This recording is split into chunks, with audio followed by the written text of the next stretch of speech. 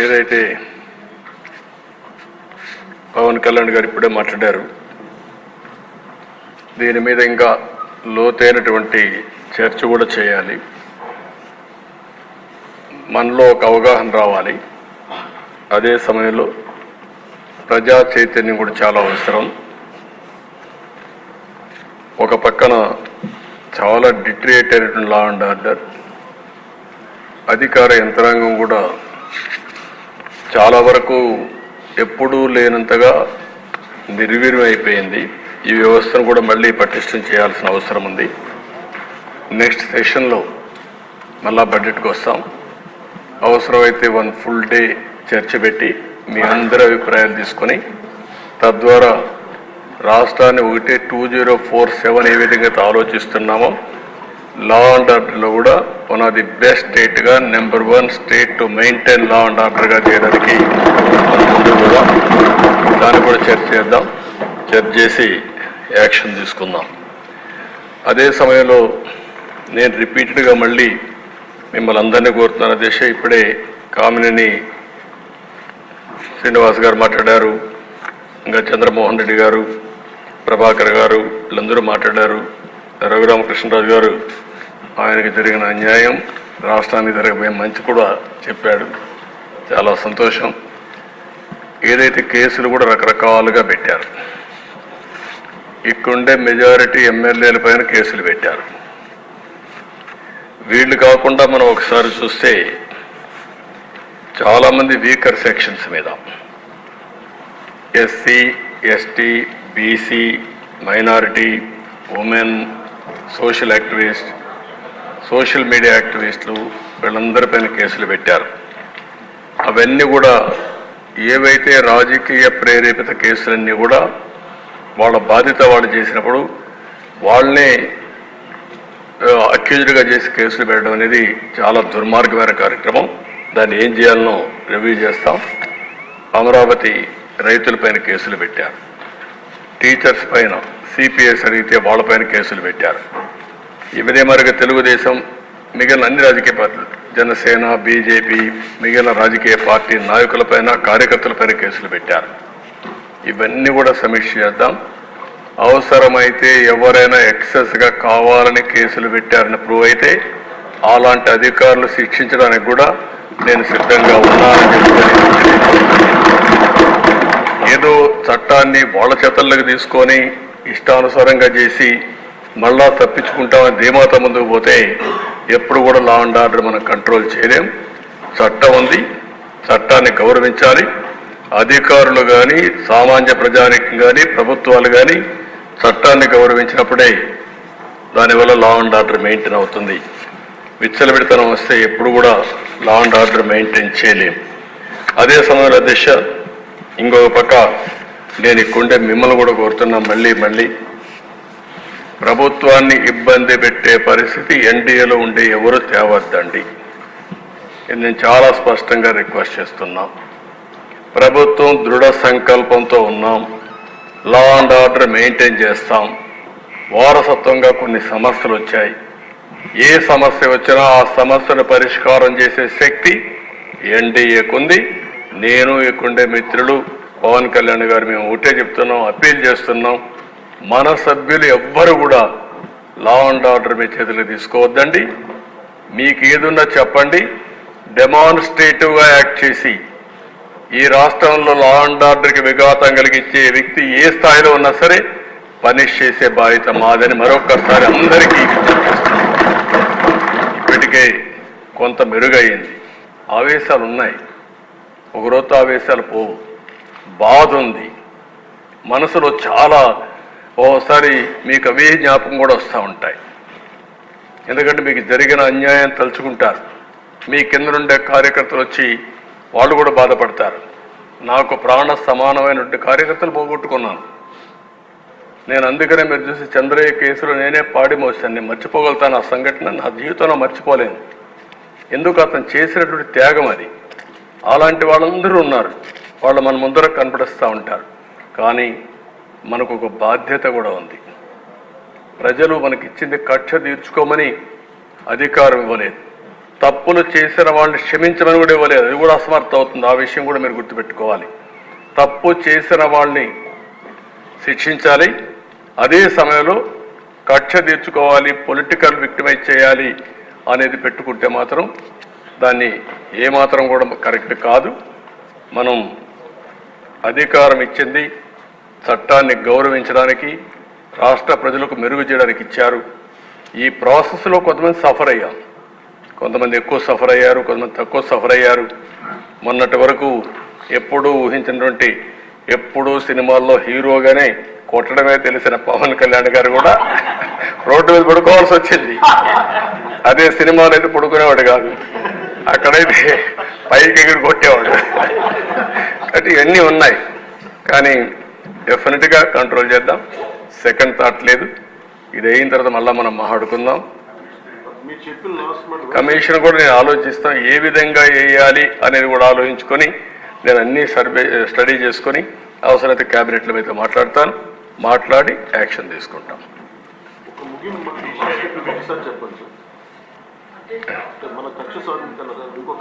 నేను ఒకసారి ఏంటమ్మా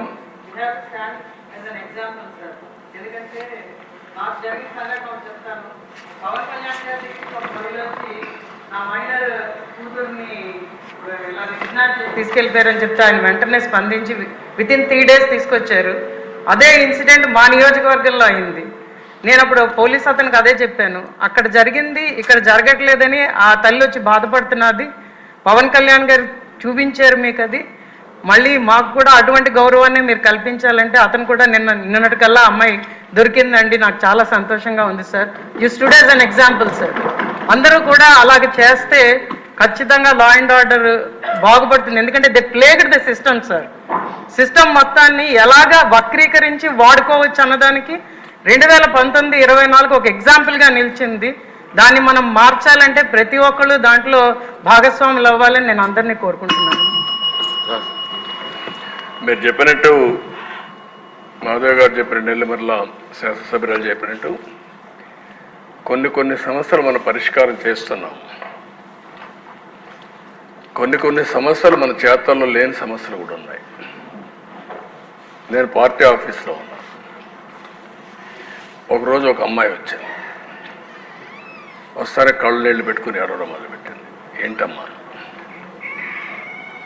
ఒక 2 నిమిషాల తర్వాత తమాయించుకొని, సార్ నాకు జరిగిన అన్యాయం మర్చిపోలేకపోతున్నాను, మీరు ఏం చేస్తారో తెలియదు, ఆడబిడ్డలకు రక్షణ ఇచ్చే బాధ్యత మీరు తీసుకోండి. నేను ఒక విక్టిమ్ నేను చెప్పినప్పుడు ఆ అమ్మాయికి ఏం జరిగింది దానికంటే నేను అడగలేకపోయాను. కానీ అలాంటివి తిరిగి మనం కరెక్ట్ చేయలేం. కానీ దుర్మార్గులు సొసైటీలో లేకుండా చేసిన రోజున అలాంటి వారికి అందరికీ రక్షణ వస్తుంది. అదే నా ఆలోచన. నా జీవితంలో రెండో విషయం కూడా మీకు చెప్తున్నాను. పాదయాత్ర చేసేప్పుడు అనకాపల్లికి వచ్చాను. రాత్రి 2 గంటలకు నడుస్తూ ఉంటే అనకాపల్లిలో ఒక డీసెంట్ మహిళ ఒక అమ్మాయి వచ్చారు. ఆ అమ్మాయి వచ్చి అడిగింది ఒకటే మాట అడిగింది, సార్ మీరు ఏమి వద్దండి, మాకు రక్షణ ఇవ్వండి.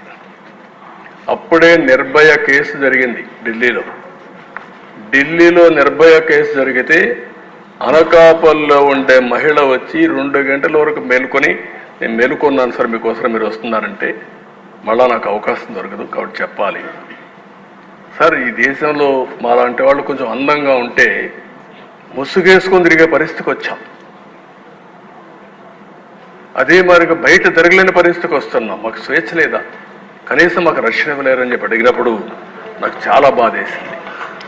ఇలాంటి సంఘటనలు చాలా ఉన్నాయి. అందుకనే మనం మహిళల్లో కూడా చైతన్యం తీసుకురావాలి. అదే సమయంలో సంస్థలపైన కూడా మనందరం ఒక పద్ధతి ప్రకారం పనిచేస్తేనే సాధ్యమవుతుంది. ఇప్పుడే మళ్ళీ ఒకసారి పవన్ కళ్యాణ్ గారు చెప్పినట్టు మీరు గుర్తుపెట్టుకోవాల్సింది, మనమందరి మీద ఒక బాధ్యత ఉంది. ఒక విధంగా మనందరం మనుషులమే. నాకు జరిగిన అవమానం నన్ను వెంటాడుతూ ఉంటుంది. మీరందరూ గుర్తుపెట్టుకోవాలి, నా జీవితంలో మొట్టమొదటిసారిగా నా కళ్ళలో నీళ్లు పెట్టిన సందర్భం ఒకటే ఒక సందర్భం. అది హౌస్లో నాకు జరిగిన అన్యాయంతో నా జీవితాంతం జ్ఞాపకం ఉంటుంది. దేనికి భయపడలేదు. నన్ను చంపతారని తెలిసిన 24 క్లేమోర్ మైన్స్ నా మీద బ్లాస్ట్ చేసినప్పుడు నేను బాధ్యత ప్రవర్తించాను తప్ప ఆధార్యంతో నేను మాట్లాడలేదు. నా కళ్ళల్లో ఒక్క చుక్క కన్నుడు రాలేదు. పవన్ కళ్యాణ్ గారు ఎంత విసిగిపోయాడో మీరు చూసుంటారు. ఫ్యామిలీ విషయాలు మాట్లాడుతూ ఉంటే ఒక బాధ్యత కలిగిన ముఖ్యమంత్రి. నేను కూడా మాట్లాడాను. ఇది చూసిన తర్వాత వాడికి బుద్ధి రావాలనే ఉద్దేశంతో అలాంటి వ్యక్తులకి ఒక మాట అన్నాను. పవన్ కళ్యాణ్ గారు చాలాసార్లు చెప్పారయ్యా, ఆయన ఏది చేసినా చట్టపరంగా మ్యారేజ్ చేసుకుంటే తప్పులేదు, ఆ విషయం గుర్తుపెట్టుకోవాలి మీరు అని చెప్తూ ఒక మాట ఉన్నా. నువ్వు కూడా ఇన్నిసార్లు కలవరిస్తున్నావు, పోయి కాపురం చేయాలని చేయబోయి అని చెప్పా.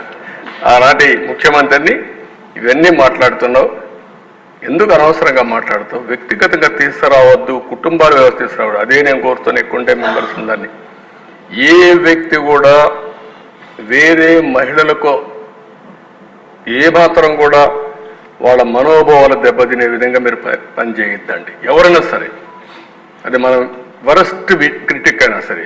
సోషల్ మీడియాలో కూడా నేను అది కూడా చెప్తున్నా. ఈ రోజు నుంచి సోషల్ మీడియాలో చాలా స్ట్రిక్ట్గా పెడతా, అవసరమైతే మొత్తం అనలైజ్ చేస్తా, సెపరేట్ విభాగం పెడతాం. ఎవడైనా సరే ఆడబిడ్డల పట్ల అసభ్యంగా వాళ్ళు దెబ్బతీసే విధంగా కానీ మాట్లాడితే, క్యారెక్టర్ అసాసినేషన్ చేస్తే అలాంటి వాళ్ళని వదిలిపెట్టను. పబ్లిక్లో నిలబెట్టి ఏం చేయాలో చేసి చూపిస్తా డెమాన్స్ట్రేషన్.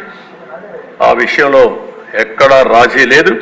అయితే నేను మిమ్మల్ని కోరేది, ప్రజలు మనకు అధికారం ఇచ్చారు. అధికారం ఇచ్చింది ప్రతీకారాన్ని తీర్చుకోవడానికి కాదు. మళ్ళీ మళ్ళీ చెప్తున్నా, ఎమ్మెల్యేలు అవుతారని మనకు అనిపిస్తుంది. ఇన్ని రోజులు వాడు వేధించాడు, నా కార్యకర్తలు ఆనందంగా ఉంటారు, నేను కూడా వేధిస్తే నా కార్యకర్తలు తృప్తి పడతారనుకుంటారు. కానీ అది మాత్రం చేయొద్దండి. మనకు అధికారం ఇచ్చింది ప్రజలకు సేవ చేయడానికి, తప్పులు చేసిన వాడిని శిక్షించడానికి. శిక్షించే బాధ్యత ప్రభుత్వాన్ని, సేవ చేసే అవకాశం బాధ్యత మీదిగా తీసుకోవాల్సిందిగా మరొక్కసారి కోరుకుంటూ, ఎక్కడా దీన్ని ఉపేక్షించం. ఒకవేళ కానీ మన వాళ్ళు తప్పు చేసినా ఏమనుకోవద్దని మొన్నైతే పవన్ కళ్యాణ్ గారు చాలా స్పష్టంగా లేజిస్లేటివ్ పార్టీ మీటింగ్లు చెప్పారు. ఇక్కడ కూడా మొన్న కూడా చెప్పారు. నేను మనస్ఫూర్తిగా అభినందిస్తున్నా. ఆన్ రికార్డ్, ఒకవేళ అలాంటి తప్పు జరిగితే నేను చేసినా మొదట నా మీద యాక్షన్ తీసుకోమని చెప్పిన వ్యక్తి పవన్ కళ్యాణ్ గారు.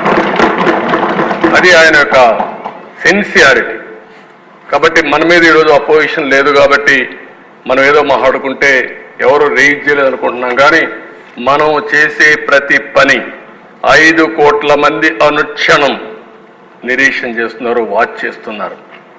నేనేం మాట్లాడుతున్నాను, మీరేం మాట్లాడుతున్నారు, నా బాడీ లాంగ్వేజ్ ఎట్టుంది, అన్నీ కూడా ప్రజలు వాచ్ చేస్తారు, వాళ్ళే నిర్ణయిస్తారు.